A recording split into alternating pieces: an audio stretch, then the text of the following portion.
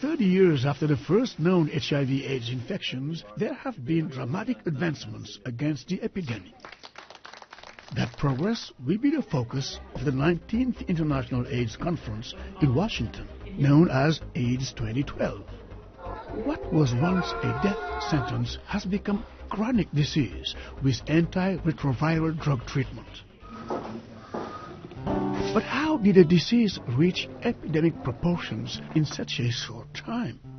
Scientists believe the human immunodeficiency virus HIV, the virus that causes AIDS, was transmitted from chimpanzees in the jungles of present-day Democratic Republic of the Congo. In 1981, homosexual men in California began experiencing disease symptoms including rare cancers that baffled doctors. In 1983, French researcher Dr. Luc Montagnier and American scientist Dr. Robert Gallo of the National Cancer Institute were in a race to identify HIV as the cause of the illness. In 1985, HIV/AIDS has reached global epidemic proportions and there was no treatment. Fueling the AIDS epidemic was the stigma surrounding the disease and an unwillingness to get tested. That's something the AIDS quilt was created in 1986 to combat. In 1987, the U.S. Food and Drug Administration approved the first drug capable of slowing the onset of full-blown AIDS, AZT. Because of the HIV virus that I have attained. In 1991, NBA superstar Magic Johnson held a press conference and announced he had the HIV virus. Sure that you tell people to go get tested. Johnson gave a face to the disease it had never had before.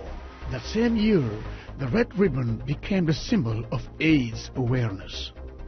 In 1997, Dr. David Ho devised HAART, highly active antiretroviral therapy, a new treatment regimen that had patients treated earlier and more aggressively than ever before.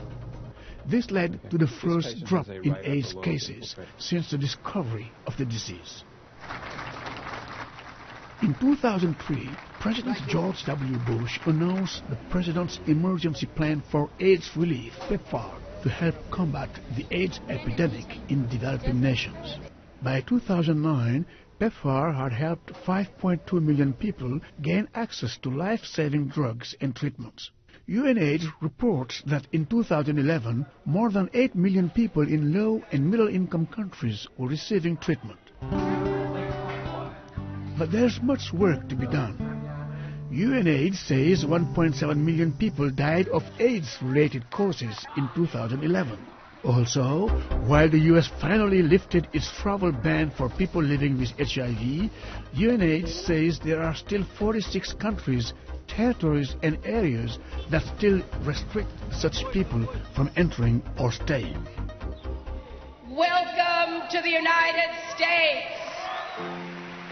But this week at AIDS 2012 in Washington, the mood is hopeful that the tide is turning, and that if nations can simply muster the political will, they can bring the HIV pandemic to an end.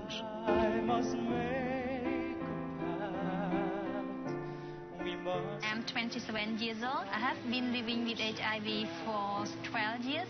This area is a very poor area. I have many friends who are living with HIV. I have friends who have died. That we go out of our way to bring the information to the people and empower them.